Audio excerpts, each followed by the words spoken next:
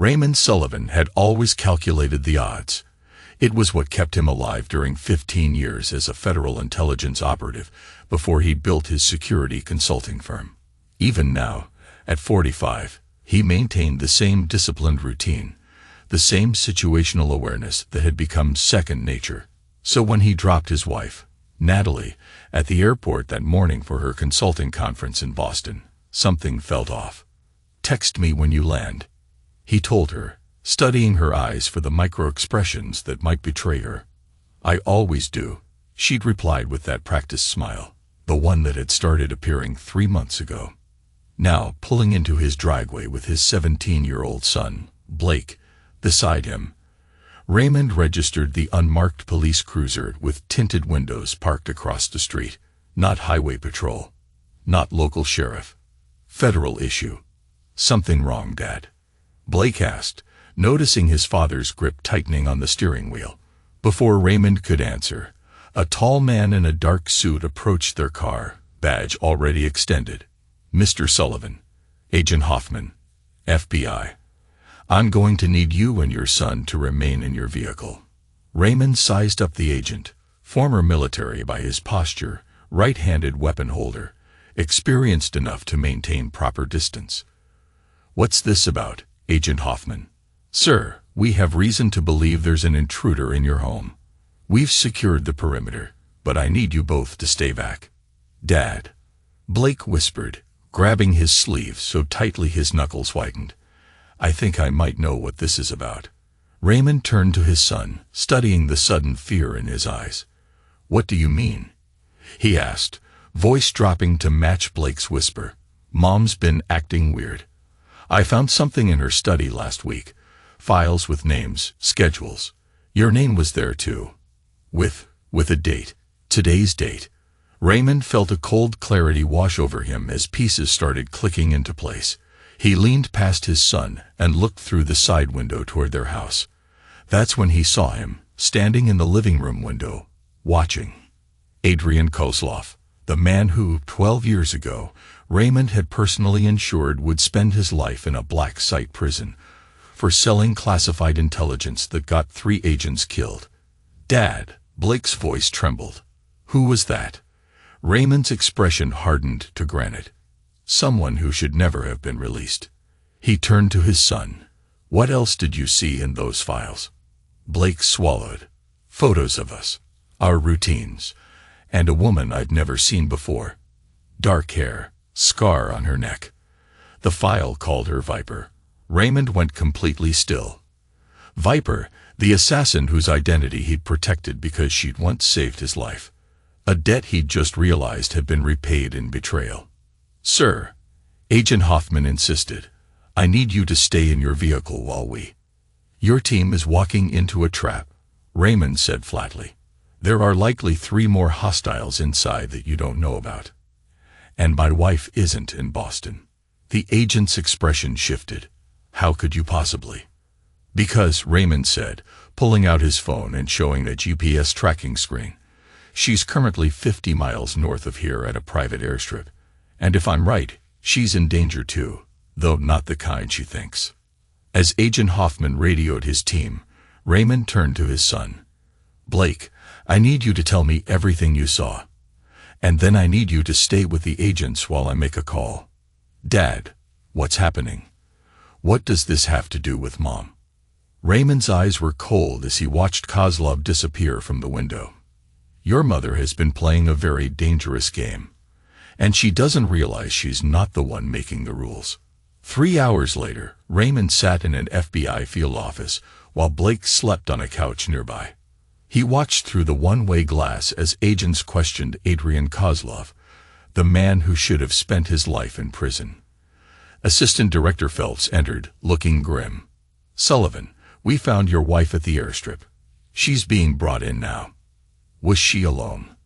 Raymond asked, his voice betraying nothing. "No, she was with a man. French passport identifies him as Philippe Devereux. Interpol has flags on him. Suspected arms dealer, money launderer." Raymond nodded slowly. "And the woman? Dark hair, scar on her neck." Phelps's eyebrows rose. You know about Viper? She wasn't there, but we found her kit in a shed nearby. Sniper rifle, specialized ammunition. She wasn't there to protect Natalie, Raymond said flatly. She was there to eliminate her after the transfer. What transfer? Raymond's mind raced through years of classified operations, connections, and betrayals. Did you search my home office? Not yet. We've been focused on the false bottom in my desk, Raymond interrupted. Combination 27 to 1439. There's a hard drive with everything you need. Phelps looked at him with new respect. You knew. All this time. I suspected 3 months ago when Natalie's behavior changed. Confirmed it 6 weeks ago. I've been gathering evidence since. Why didn't you come to us sooner? Raymond's eyes were cold. Because I needed to know how deep it went. Who was involved? Who was pulling Natalie's strings? He glanced at his sleeping son. And because I needed to make contingency plans for my children. Your daughter is at her rowing competition in Philadelphia with my sister. She's safe. Phelps sat down across from Raymond. Kozlov claims he was invited to your house by your wife. Says they've been working on a project together. Raymond's laugh was humorless. A project. That's what they're calling high treason now. Sullivan, I need to know what we're dealing with. If your wife is involved in the Gorgon Protocol, Raymond said quietly, that's what this is about. Phelps went pale. That operation was burned 5 years ago. No, Raymond corrected. You were told it was burned. In reality, it went dark, deeper than anything on record. Through the glass, Raymond watched as Kozlov's confident facade began to crack under questioning. The man kept glancing at the mirror, as if he could see Raymond watching. My wife doesn't know what she's involved in, Raymond continued. She thinks this is about money. Accessing my old accounts, my connections. Kozlov recruited her 8 months ago. Romantic attachment, then manipulation. You have proof. Raymond pulled out his phone, opened an encrypted app, and slid it across the table. Every conversation, every meeting, every transfer. Phelps stared at him. You bugged your own wife. I bugged a potential security breach in my home, Raymond corrected coldly. When you've lost as many colleagues as I have to betrayal, you learn to watch everyone. Even those closest to you. The door opened, and an agent stepped in. Sir, Mrs. Sullivan has arrived. Raymond stood. I want to observe her interview. Sullivan, protocol says. She won't tell you anything if she thinks I don't know. You need to let her believe I'm still in the dark. Phelps considered this, then nodded. Fine, but no contact. As they walked down the hall, Raymond spotted Blake stirring on the couch. The boy's eyes found his father's, full of confusion and hurt. What happens now, Dad? Raymond took a moment before answering. Now we find out exactly how far your mother was willing to go. The truth, which Raymond kept to himself, was darker. He already knew the answer, and he'd already decided what he would do about it. Raymond watched through the one-way glass as Natalie Sullivan fidgeted in the sterile interview room. Gone was the confident, charming woman who'd shared his bed for 19 years. In her place sat a stranger, eyes darting around the room, manicured nails tapping anxiously on the metal table. She's been asking to speak with you, Agent Torres said, joining Raymond and Phelps in the observation room. Claims there's been a misunderstanding. Raymond's face remained expressionless. What about her French friend? Devereaux's not talking. His lawyer's already on the way from D.C. He doesn't need a lawyer, Raymond said coldly. He needs a priest. Phelps gave Raymond a sharp look. We're doing this by the book, Sullivan. Of course, Raymond replied, though his mind was already calculating 3 different ways this would end, none of which involved courtrooms or due process. The door to the interview room opened, and Agent Torres entered to sit across from Natalie. Mrs. Sullivan, I'm Agent Torres. I'd like to ask you some questions about Adrian Kozlov and Philip Devereaux. Natalie straightened, summoning the poise that had made her so effective at charity galas and corporate functions. This is all a misunderstanding. Mr. Kozlov is a business associate helping me plan a surprise for Raymond's birthday. And Philip is an old friend ho. We found $3 million in bearer bonds and Devereaux's briefcase. Torres interrupted, along with a flash drive containing classified intelligence assessments with your husband's digital signature. Natalie's composure faltered. I don't know anything about that. We also found this. Torres continued, sliding a photo across the table. It showed Natalie and Devereaux in an intimate embrace outside a hotel room. Natalie's face flushed. My personal life is not a crime. No, but espionage is. Torres placed another document on the table. This is a warrant for your electronic devices. We've already accessed your cloud accounts.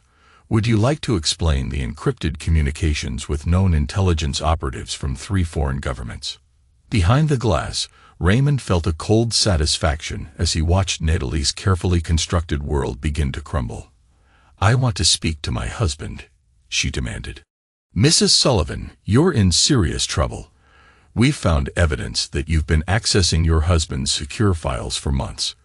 Files related to operations that cost people their lives.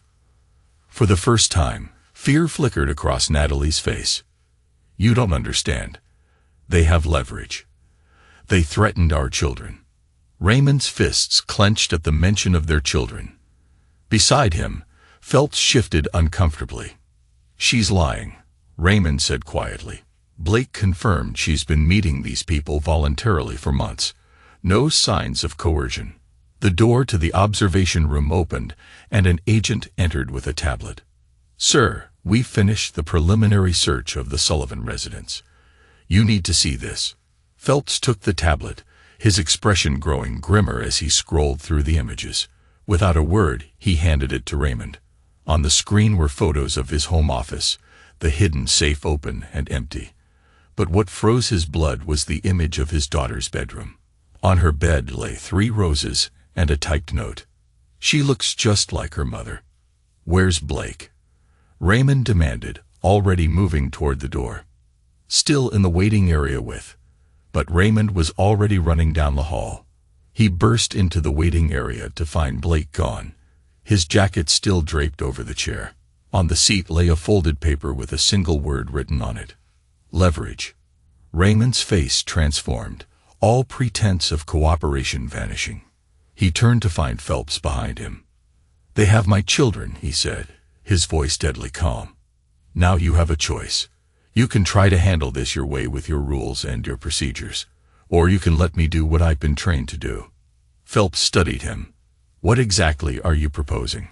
I'm not proposing anything, Raymond replied. I'm telling you I'm going to get my children back. And then I'm going to dismantle the people responsible. All of them, piece by piece. His gaze drifted to the interview room, where Natalie still sat. Starting with her. Phelps looked conflicted. Sullivan, I can't authorize. I don't need your authorization, Raymond cut him off. I need you to stay out of my way for 24 hours. And if I don't, Raymond's eyes were cold. Then you'll have 3 hostage situations instead of 2.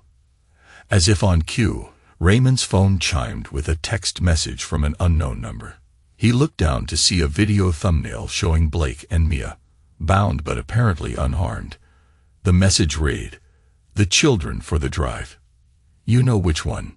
Midnight. The old foundry. Come alone, or they die first." Raymond showed the message to Phelps, then deleted it and removed the SIM card, crushing it under his heel. 24 hours, he repeated. Phelps held his gaze, then nodded almost imperceptibly. I never had this conversation with you, and I never saw that message. Raymond turned to leave, but Phelps caught his arm. Sullivan, the woman in there, she's still your wife, the mother of your children. Raymond's expression could have frozen hell itself. No, he said quietly. She stopped being that the moment she put them in danger. As he walked away, Raymond's mind was already assembling the pieces of what would become his most devastating operation yet. One with no official sanction, no oversight, and no mercy.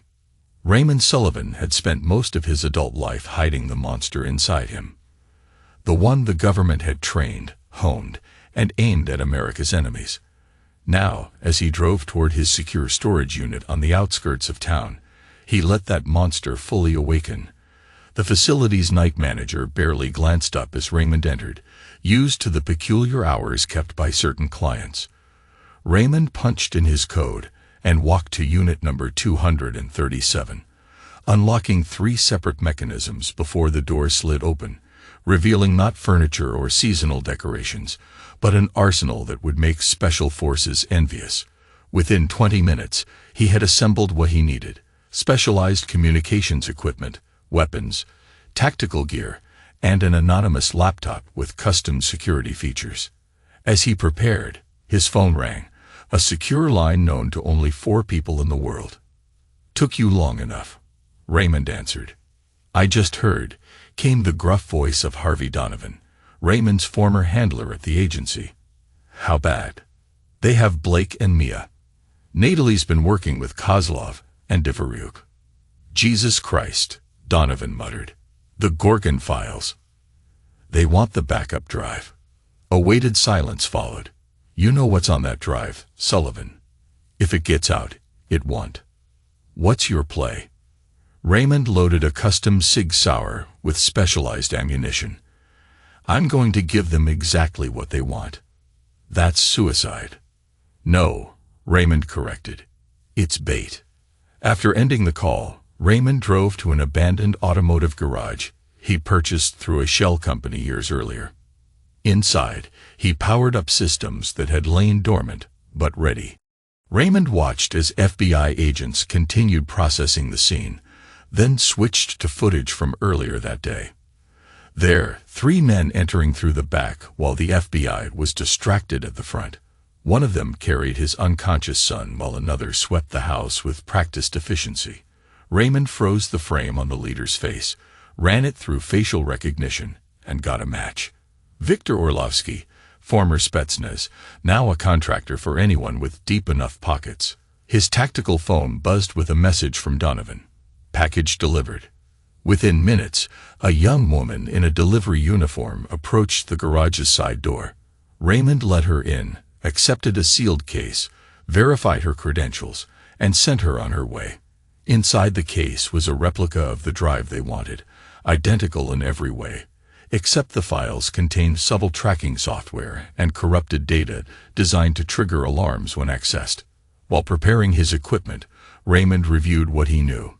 Kozlov had recruited Natalie, using their affair to manipulate her into accessing Raymond's secure files.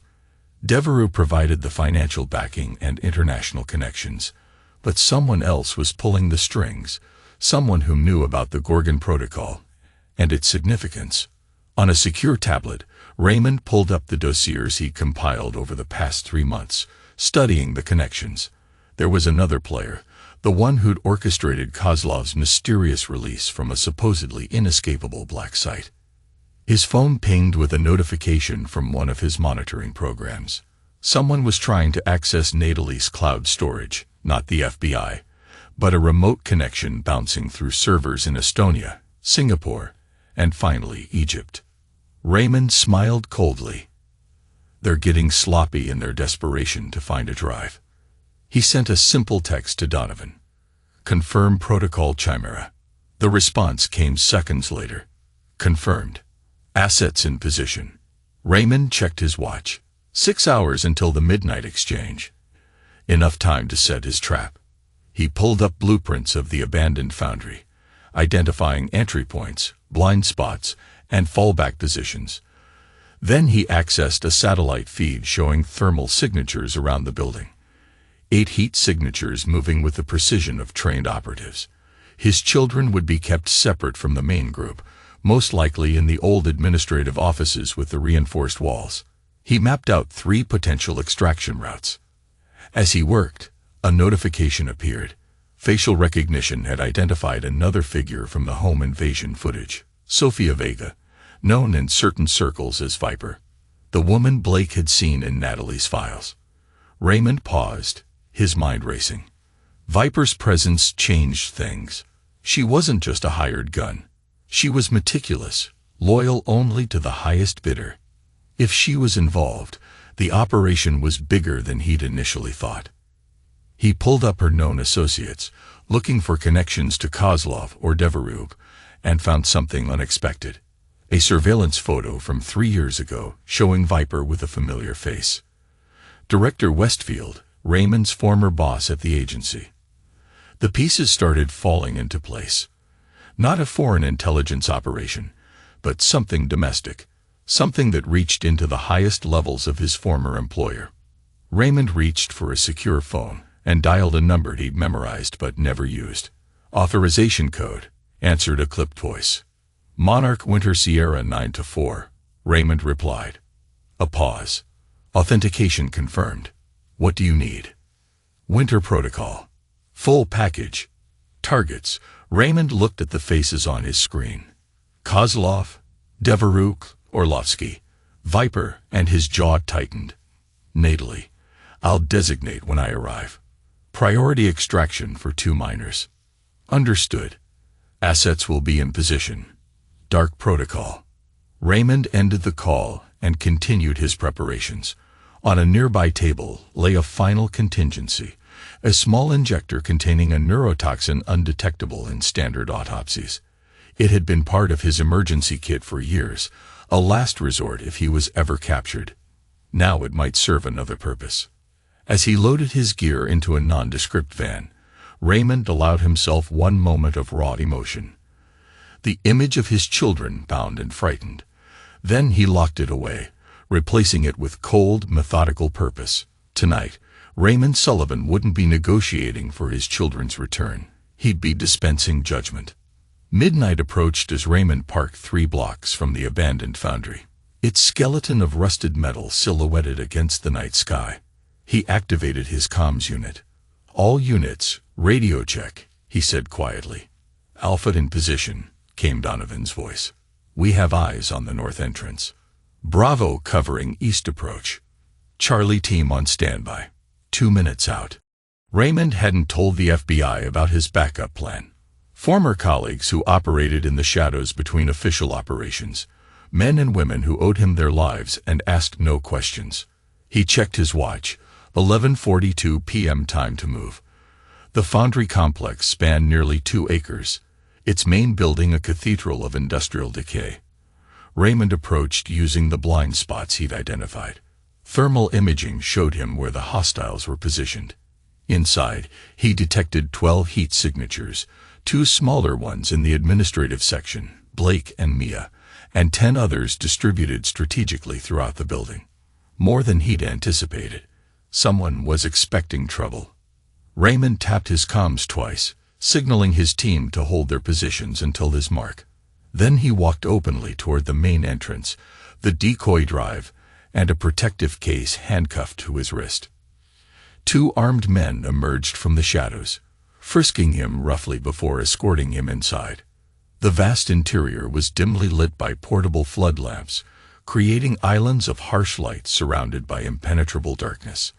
In the center stood Viktor Orlovsky, tall and scarred, flanked by 4 operatives with military bearing. Behind them, partially obscured in shadows, stood a figure Raymond recognized immediately, Director Thomas Westfield. Sullivan, Westfield acknowledged, stepping forward. I was hoping we could resolve this without involving your family. Raymond's expression revealed nothing.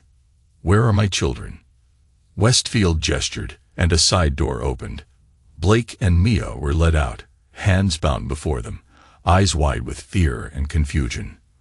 When they saw their father, Mia choked back a sob while Blake's face hardened into a mask reminiscent of Raymond's own. Dad, Blake called, his voice steadier than Raymond had expected.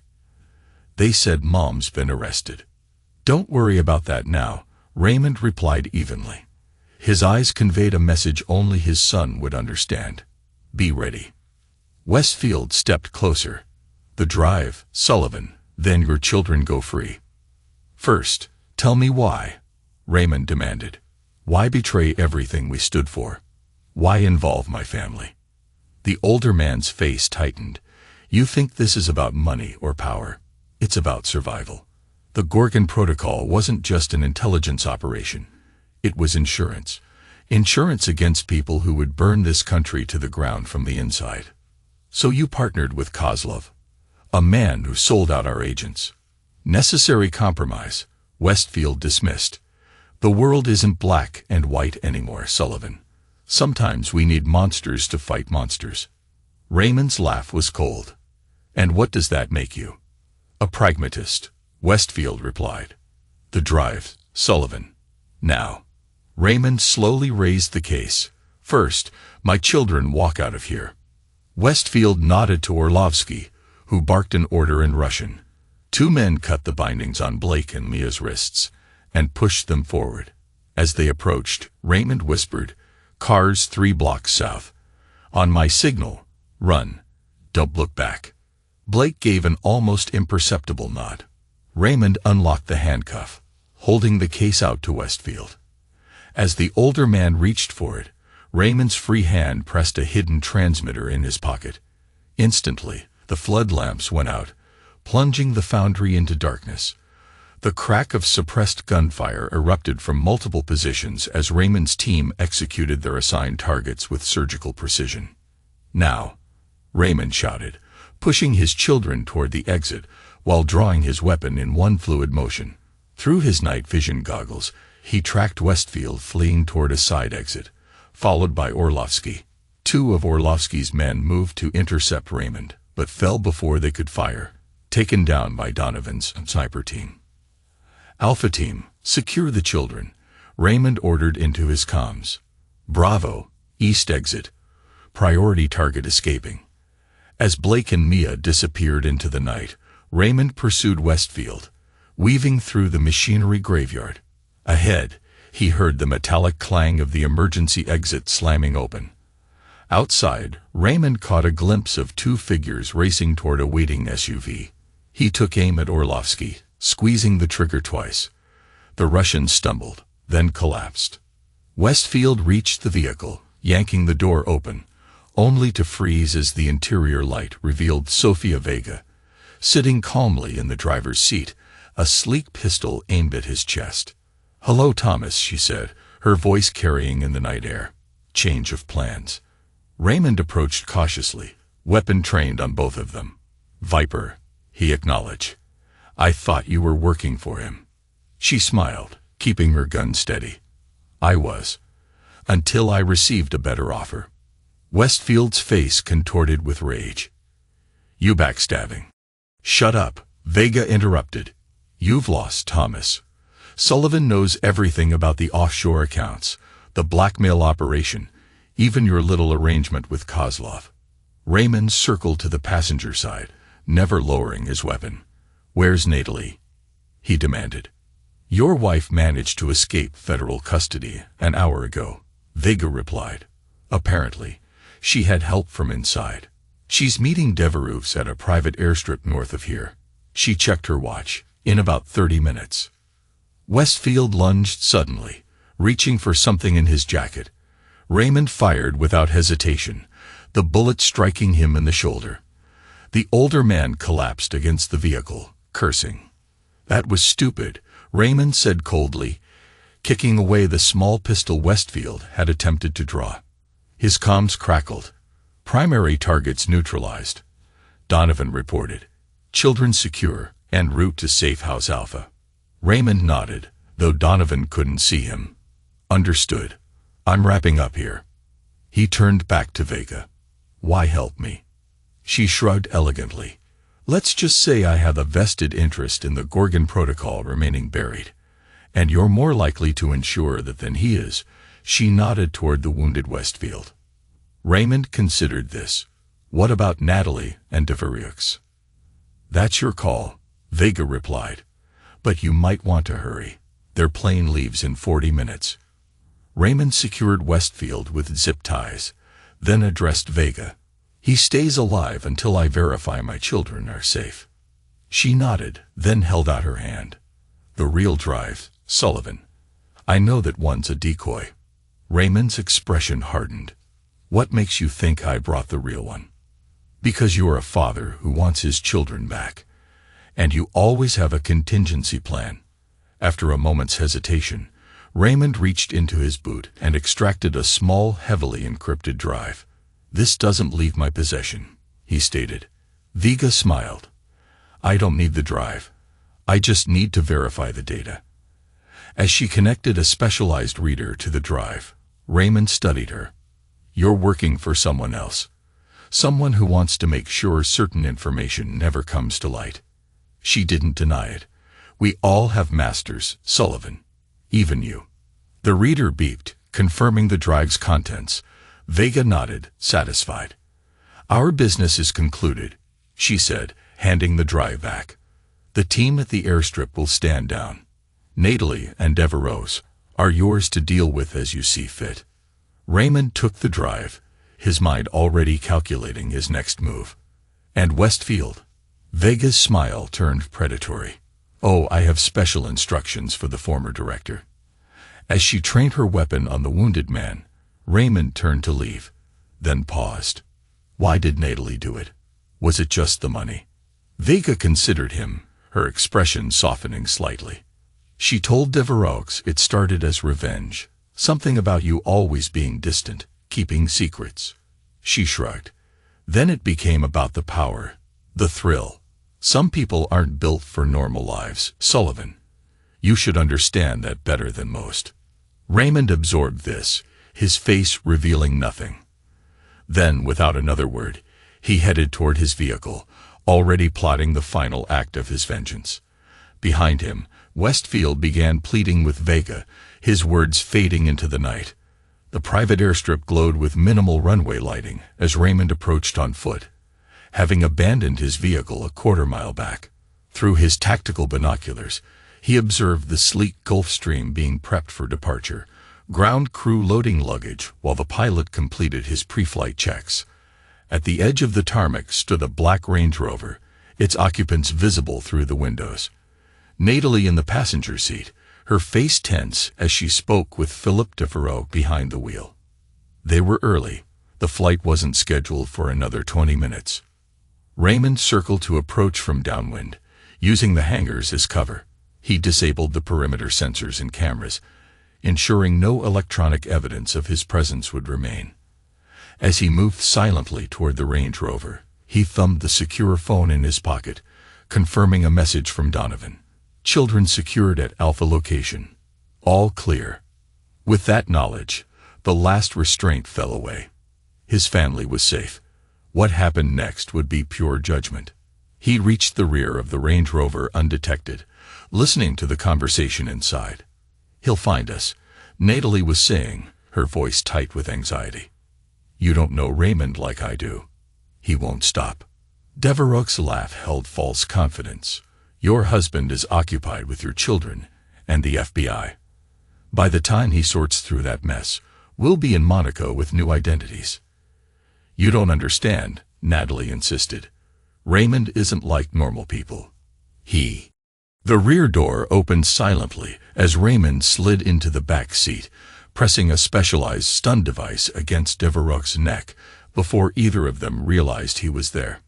"She's right," Raymond said calmly as Devereaux convulsed and slumped against the steering wheel. "I'm not like normal people."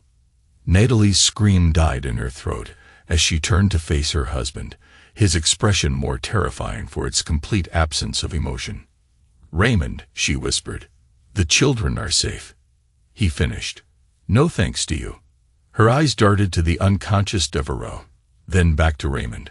"I can explain everything. They threatened me, threatened our family." "Stop lying." Raymond cut her off. "I have all your communications, Natalie. Every meeting, every transfer, every plan. I know you approached Devereaux first, not the other way around." Color drained from her face. "How long have you known?" "Long enough to document everything.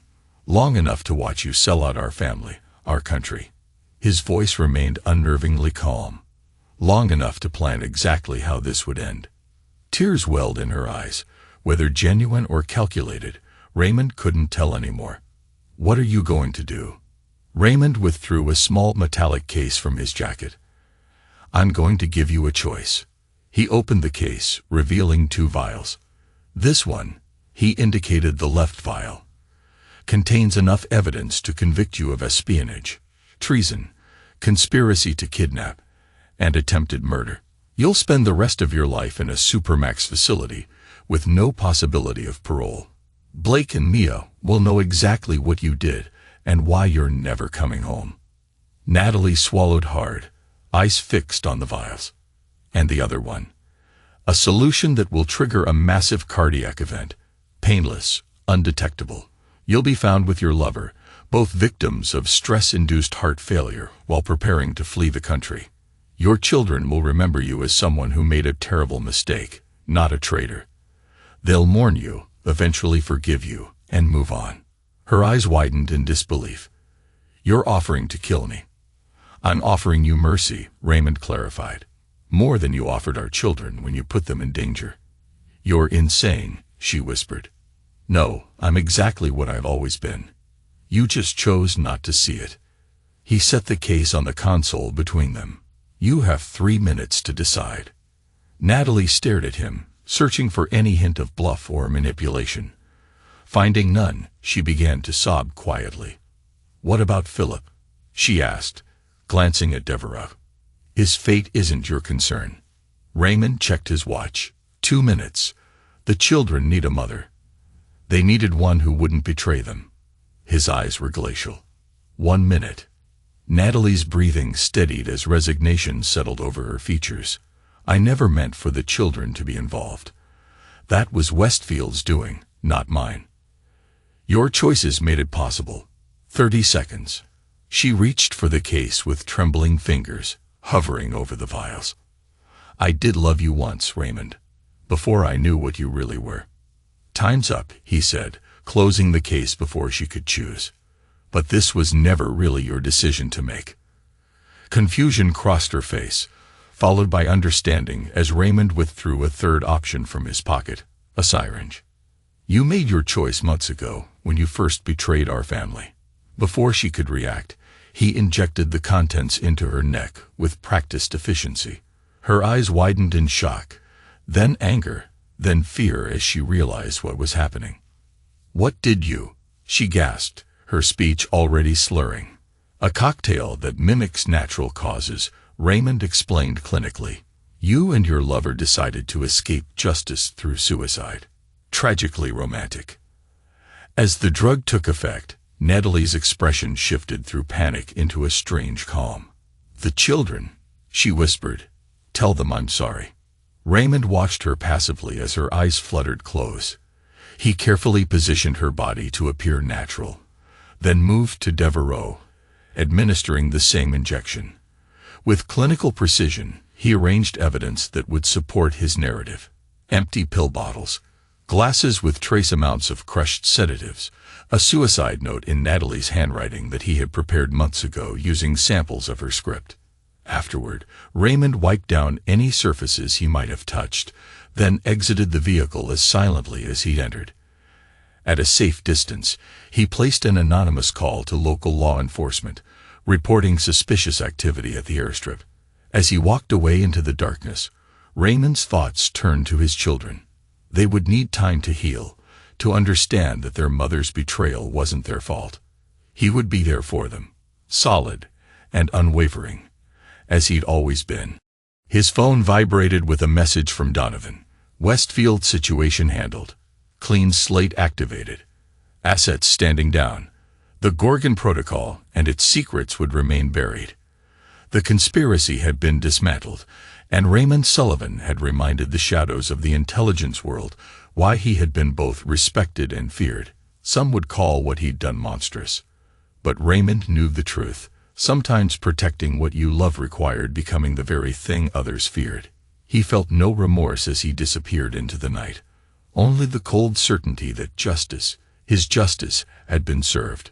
3 weeks after what the press had dubbed the airstrip tragedy, Raymond sat in his attorney's office, reviewing the final documents that would transfer Natalie's assets to a trust for Blake and Mia.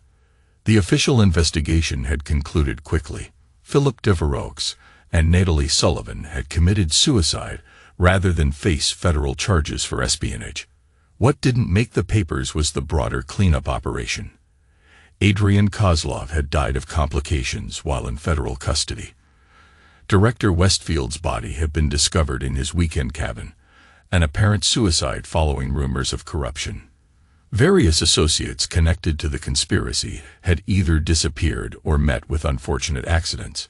"Everything appears to be in order, Mr. Sullivan," said Eleanor Prescott, his attorney of 15 years and one of the few people who suspected, but never asked about, the darker aspects of his work. The truth behind her client's carefully constructed life. "Once you sign these, the trust will be established with you as sole trustee until Blake turns 25. Raymond signed without hesitation. "And the other matter." Eleanor handed him another folder. "The sale of your security consulting firm is complete. $70 million transferred to the accounts you specified. Your recommendation for Maxwell Quinn as your replacement has been accepted by the board." Raymond nodded. Max was former agency, trustworthy, and most importantly, had no connection to the Gorgon Protocol. "What about the house?" he asked. "Listed as you requested. Given the market and the property's history, we should expect offers below asking price." Raymond didn't care about the money. The house held too many shadows now. As he left Eleanor's office, Raymond checked his secure phone. A message from one of his surveillance programs showed a familiar face entering the country through a private airfield in Maine. Sofia Vega. Not unexpected, but worth monitoring. He drove to the rented lake house where he and his children had been staying since that night. It was peaceful, isolated, with excellent sight lines and multiple escape routes. Practical considerations that had become second nature over decades. Inside, he found Mia on the dock, sketching the landscape with the focused intensity she'd inherited from him. At 14, she seemed both younger and older since losing her mother, more vulnerable in her quiet moments, more determined in her actions. Blake sat at the kitchen table, laptop open to college applications. At 17, he'd become more serious, more watchful. He'd stopped asking about what really happened that night, but Raymond knew the questions remained. "Dad," Blake acknowledged as Raymond set his briefcase down. "Everything go okay with the lawyer?" "All taken care of," Raymond confirmed. "How's the Stanford application coming?" "Almost done." Blake hesitated. "I've been thinking about Georgetown too. They have a good international relations program." Raymond noted the implication. Georgetown meant intelligence community pathways. The beginning of a career following in his footsteps. The thought both concerned and somewhat pleased him. "Your path is your choice," Raymond said carefully. "But don't choose it because of what happened." Blake's eyes, so much like his own, met Raymond's directly. "Is that why you chose it? Because of what happened to your family?" The question caught Raymond off guard. He'd never told his children about his own past, how his parents' deaths in what was officially ruled an accident had led him toward a life in intelligence, seeking answers that eventually revealed a similar conspiracy. "Partly," he admitted, deciding his son deserved some truth. "But that was different." "Was it?" Blake challenged. "Mom betrayed us, made choices that put us in danger. Isn't that what happened to you?" Raymond studied his son, recognizing the sharp intelligence that had always made Blake different from his peers. "Who told you about my parents?" "No one." Blake shrugged. "I started digging after everything happened. Found newspaper articles about their deaths. Connected some dots." "And what else did you find?" Raymond asked, keeping his voice neutral. "Nothing concrete, just patterns. People from your past who died mysteriously. Operations that disappeared from public record around the times you were deployed." Blake's expression was unnervingly calm. "I know you didn't just consult, Dad. I know what you really did for the government." Before Raymond could respond, Mia entered from the dock, her sketchbook tucked under her arm. She looked between them, sensing the tension. "Everything okay?" "Fine, sweetheart," Raymond assured her. "How's the drawing coming?" "Good." She hesitated. "I was thinking maybe we could visit Mom's grave this weekend. I know it's not really. I mean, there's no body since they had to cremate her for the toxicology tests." But still, Raymond kept his expression gentle. "If that's what you want." "Blake doesn't want to go," she added, glancing at her brother. "Because it's a lie," Blake said quietly. "That empty grave, the suicide story, all of it." Mia's face crumpled slightly. "Don't start this again. The police said." "The police said what Dad wanted them to say," Blake interrupted, his eyes never leaving Raymond's. "Isn't that right?" The room fell silent. Raymond could feel the moment balancing on a knife's edge. His relationship with his children, their future, the truth about their mother, all hanging in the balance of how he answered. "Blake," he said carefully, "whatever you think you know." "I don't think, Dad. I know." Blake's voice was steady. "I know Mom was involved in something dangerous. I know she betrayed you, betrayed us, and I know you did what you had to do to protect us." Mia looked between them, confused. "What are you talking about?" Raymond made his decision. "Mia, why don't you go finish your sketch? The light will be gone soon. Blake and I need to talk." After she reluctantly left, Raymond sat across from his son. "How long have you known?" "Since that night," Blake admitted. "I saw the look in your eyes when we were in the car. You weren't surprised.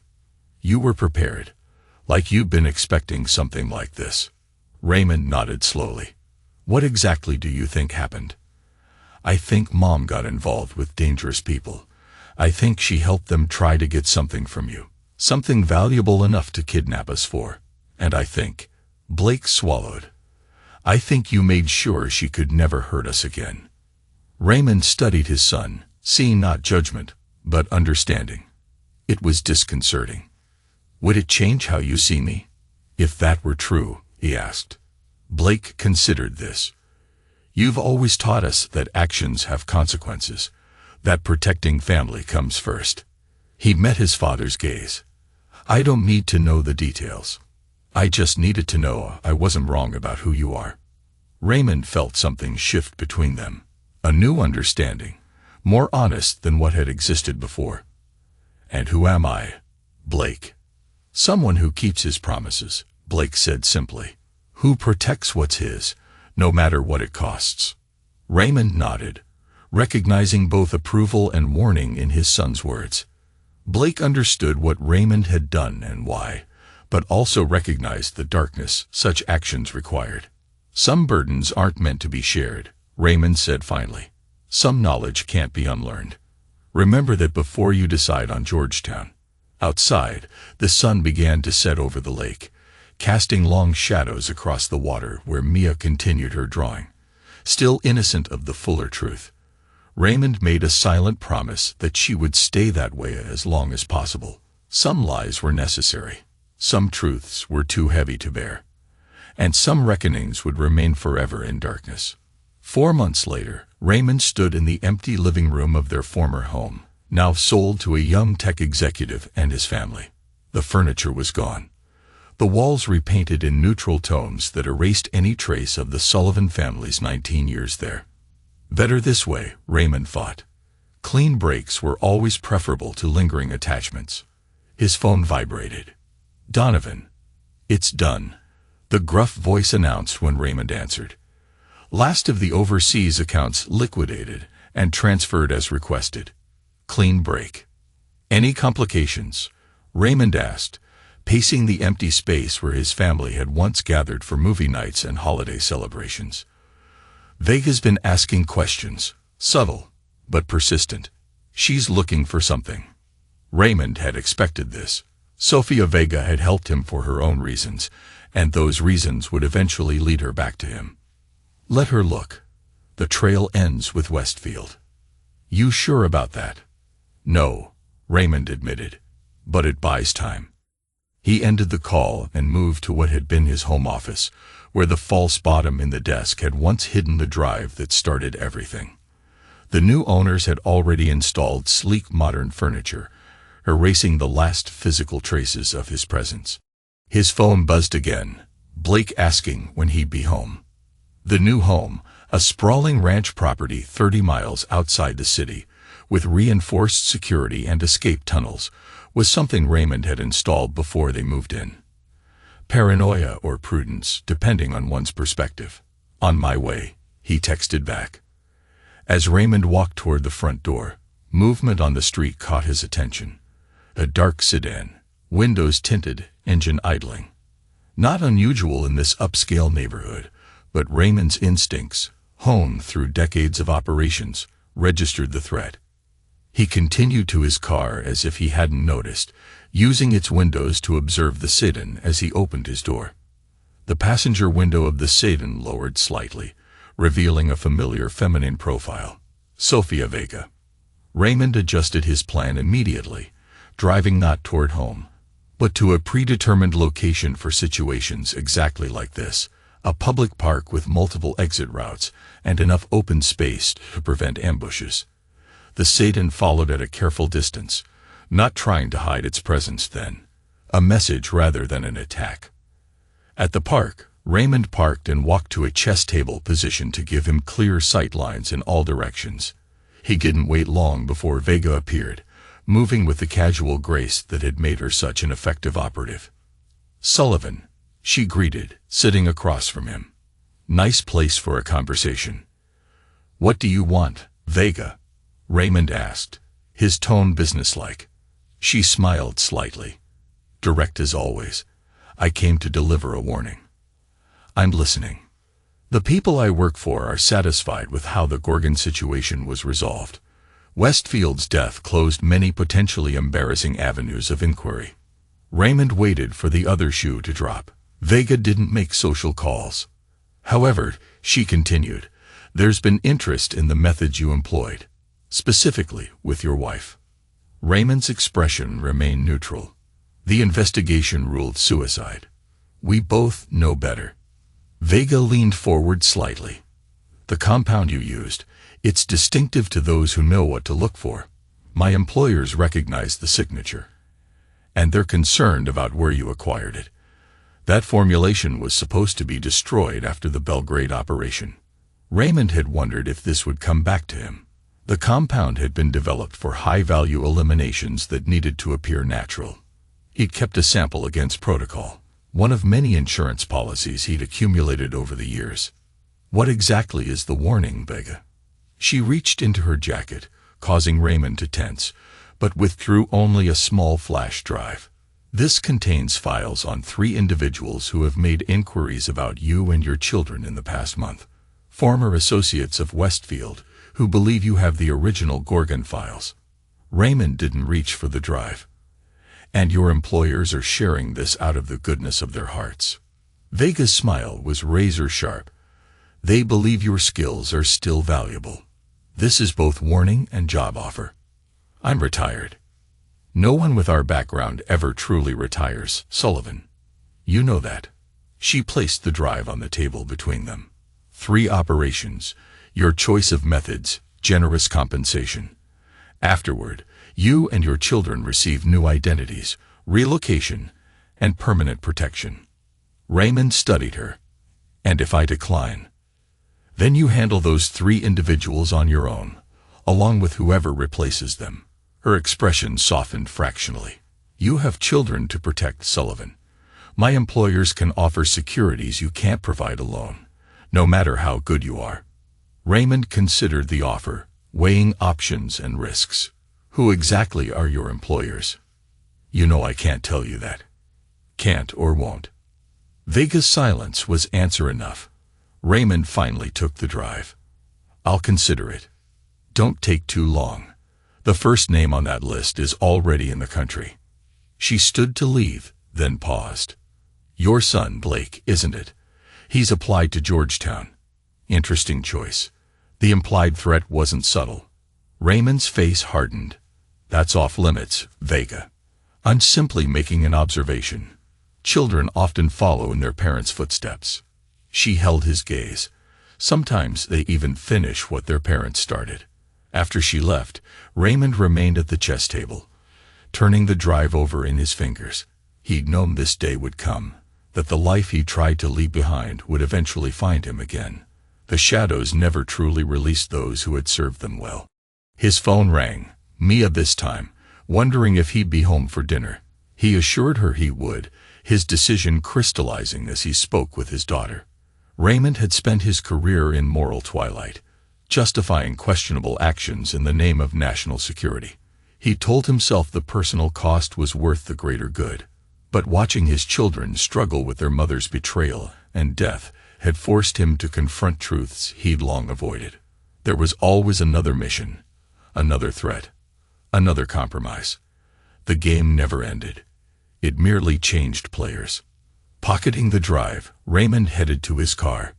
He had preparations to make, contingencies to activate. The three individuals Vega had identified would need to be dealt with, but not in the way she or her employers expected. Raymond Sullivan had spent decades playing by others' rules, but protecting his family, that was a mission with his rules, his methods. As he drove home, a plan began forming in his mind, not just to eliminate the immediate threats, but to ensure no one, not Vega, not her mysterious employers, not ghosts from his past, would ever threaten his children again. The final reckoning was approaching. And this time, Raymond would ensure it was truly final. 2 days later, Raymond sat in his home office. 3 dossiers lay open before him. Vega's information had been accurate. 3 former intelligence operatives with connections to Westfield, each with the skills and motivation to pursue the Gorgon files. Benjamin Mercer, former CIA tactical specialist, discharged after an operation in Yemen went sideways.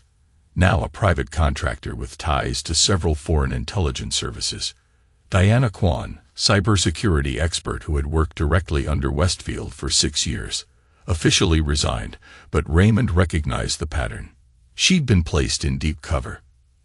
Alexander Morris, field operative turned internal affairs investigator. The most dangerous of the 3, he knew too much about Raymond's past operations. Raymond had spent the night mapping their movements, identifying patterns and vulnerabilities. Donovan was approaching from the east, staying low and using the cover of the trees.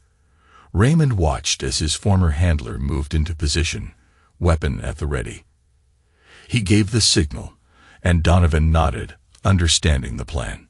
Raymond exited the observation room, moving silently through the house. He positioned himself at the front door, weapon ready but concealed. The doorbell rang, a sharp, insistent sound. "Come in," Raymond called out, his voice steady. The doors unlocked. The door creaked open, and Alexander Morris stepped inside, hands raised in a non-threatening gesture. Raymond kept his weapon trained on Morris, but didn't raise it. "You're taking a big risk, coming here." Morris shrugged, his eyes darting around the room. "So are you. But here we are." "Let's get one thing straight," Raymond said, his voice cold. "I don't trust you, and I don't owe you anything, but I'm willing to listen." Morris nodded, his expression serious. "Fair enough. I need your help, Sullivan. Westfield's network is closing in, and they think I have the Gorgon files. I don't, but they won't believe that until they see proof. I need something to keep them at bay." "And in return?" Raymond asked, his eyes narrowing. "I give you the names of everyone in Westfield's network who knows about your family. I give you the chance to cut off the threat before it gets any closer to your kids." Raymond studied Morris, weighing his words. "And why should I believe you?" Morris met his gaze steadily. "Because I'm the only one who knows the full extent of Westfield's operations. Because I'm the only one who can help you protect your family. And because, despite everything, I still believe in the mission, in protecting this country, no matter the cost." Raymond considered this, his mind racing. Morris was a wild card, but he was also a potential asset. And if there was even a chance he could help keep his family safe, Raymond was willing to take that risk. "All right," Raymond said finally. "But know this, if you're lying, if you're setting me up, I will end you. No hesitation, no mercy." Morris nodded, a grim smile on his face. "I wouldn't expect anything less, but I'm not lying, Sullivan. I'm telling the truth, and I need your help." Raymond lowered his weapon slightly, but kept it ready. "Tell me what you know. And don't leave anything out. Morris's eyes narrowed. What do you mean? Raymond took a step back, keeping his weapon ready but no longer aimed at Morris. I mean, I can give you something more valuable than the Gorgon files. Something that will ensure your freedom and keep you off the radar for good. Morris's expression turned skeptical. And what's that? A new identity, a fresh start. Somewhere far from here, where no one will ever find you. I have the resources, the connections. I can make it happen. Morris considered this, his eyes searching Raymond's face for any sign of deception. And why would you do that for me? Because I need to know that the threat to my family is truly neutralized. Because I need to know that you're not just going to disappear and then reappear later, when I least expect it. And because, despite everything, I understand the burden of living in the shadows. Morris was silent for a long moment, then nodded. All right, but I need proof. I need to know that you're serious. Raymond reached into his pocket and pulled out a small encrypted device. This contains the details of your new identity. A new name, a new background, a new life. All you have to do is take it and disappear. Morris took the device, his fingers brushing against Raymond's as he did. And what about the dead man switch? I'll need to keep that active for a while, just to be sure. But once I'm certain that the threat is truly neutralized, I'll deactivate it. You'll be free. Morris nodded, a look of relief passing over his face. All right. It's a deal. Raymond extended his hand, and after a moment's hesitation, Morris took it. Welcome to your new life, Alexander. As they shook hands, Raymond couldn't help but feel a sense of finality. This was the end of a chapter, the closing of a door. But it was also the beginning of something new, a chance for Morris to start over, to leave the shadows behind. But as Morris turned to leave, Raymond called out to him, "One more thing. If I ever see you again, if I ever hear your name, I won't hesitate. Do you understand?" Morris looked back at him, a grim smile on his face. Loud and clear, Sullivan. Loud and clear. As Morris disappeared into the night, Raymond stood alone in the darkness, his mind racing. He had made a deal with the devil, but it was a necessary one. For the sake of his family, for the sake of his own peace of mind, he had to ensure that the threat was truly neutralized.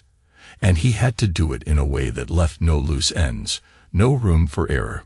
With a final glance around the property, Raymond made his way back to the house, his mind already turning to the next steps.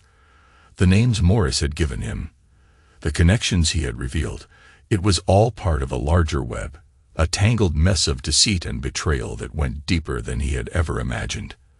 But he was determined to unravel it, to cut off the threat at its source, and to ensure that his family was safe, once and for all. Raymond waited, his expression unreadable. He knew Vega well enough to understand that she was weighing her options, calculating the risks and benefits of her next move. "You're playing a dangerous game, Sullivan," she finally said, her voice laced with a mix of admiration and warning. "You know I can't let this go unanswered." "I'm not asking you to let it go, Vega," Raymond replied, his voice steady. "I'm telling you that it's done. The threat to my family is neutralized.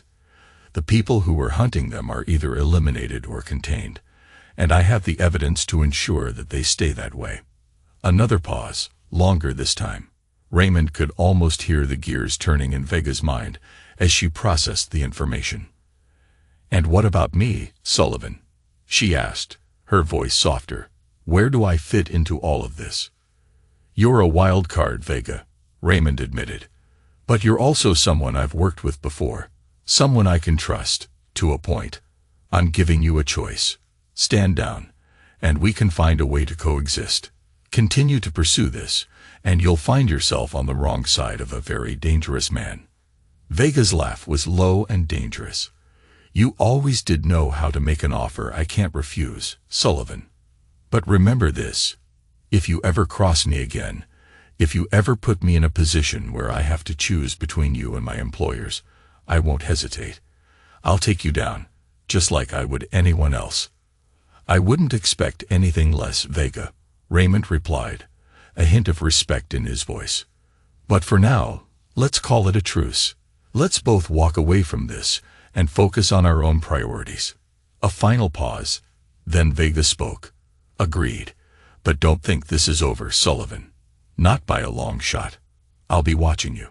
And if you so much as sneeze in the wrong direction, I'll know about it. Duly noted, Raymond replied, a small smile playing at the corners of his mouth. But for now, let's both take a step back and reassess. We've both been through enough. It's time to focus on the future, not the past. With that, the call ended, and Raymond let out a long breath. He had played a dangerous game, but it was one he had to play. For the sake of his family, for the sake of his own peace of mind, he had to ensure that the threat was truly neutralized.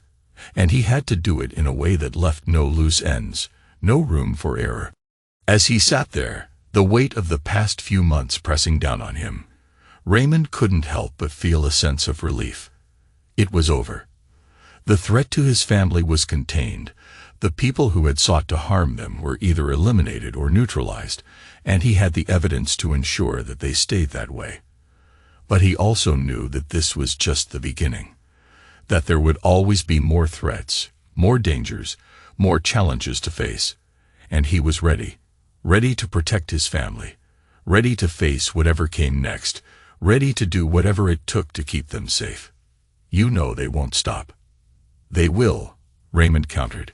Because in 1 hour, copies of everything I have, the Gorgon files, Westfield's confession, communication logs between Davis and Fleming about eliminating loose ends, will be delivered to 7 different insurance locations unless I enter a cancellation code. Another pause, longer this time. What do you want? A permanent end to this. My family off all target lists. Official confirmation. I can't promise that without. You can, Raymond interrupted, because you've been playing your own game all along. You have the authority. You just needed leverage against Davis and Fleming. The silence that followed confirmed his assessment. You have 1 hour, Raymond concluded, ending the call. He checked the time. 4:37 p.m. Mia would be expecting dinner soon. Blake would be calling to report on his college visit. Life continuing. Normal and precious, while Raymond had once again navigated the shadows to protect it.